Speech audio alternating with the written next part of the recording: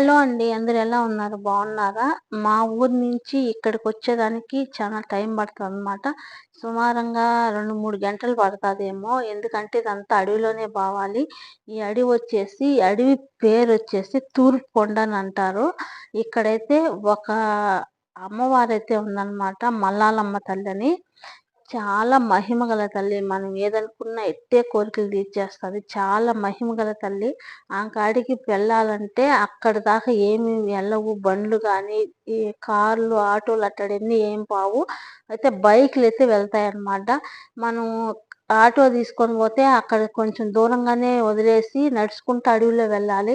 అంతా అడవే అన్నమాట. గుడి కూడా సింపుల్‌గా ఉంటది. అసలు ఏం పెద్ద గుడి కూడా అనిపియదక్కడ. చూసారు కదా ఎంత బావుందో! అమ్మ మహాతల్లి చాలా శక్తివంతమైన తల్లి. అలాగే చాలా మహిమగల తల్లనమాట. అక్కడైతే మనోళ్ళు, మన పిల్లకాయలు, నా కొడుకులు, మన ఊరోళ్ళంతా వెళ్ళి నిన్న కోళ్ళన్నీ కోసుకొని, అమ్మవారికి అక్కడే కోసుకొని, అక్కడే వండుకొని తినేసి వచ్చారనమాట. ఫుల్లు వర్షము. అక్కడొచ్చే పైనుంచి వచ్చే వాటరు, ఆ వాటర్‌తోనే మనం అక్కడ వండుకొని తిన్నామంటే ఎంత బావుంటదంటే, అసలు ఆ వాటర్ తాగుతుంటే అంత తియ్యగా అంత బావుంటాయన్నమాట వాటరు. చాలా బావుంటాయి వాటరయితే.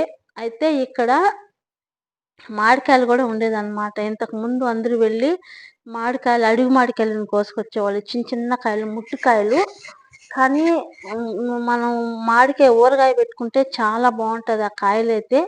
ఆ కాయలసేదైతే 4 ఒప్పులు చేసేదంతే, ముట్టి తీసేది లేదు. ఊరగాయ అయితే సూపర్‌గా ఉండేది. కానీ ఇప్పుడైతే లేవు. కాయడం లేదనమాట అక్కడ. అందుకని ఇప్పుడు ఎవరు పెద్దగా ఎళ్ళడం లేదు ఈళ్ళు. అయితే చాలా బావుంటదనమాట ఆ వాతావరణము. పచ్చని చెట్లు, అడివి, ఆడ కూర్చొని వండుకొని తిని అమ్మవారి సన్నిధిలో ఉంటే చాలా మంచిగా అనిపిస్తదనమాట. వీడియో నచ్చుంటే లైక్ చేయండి. మన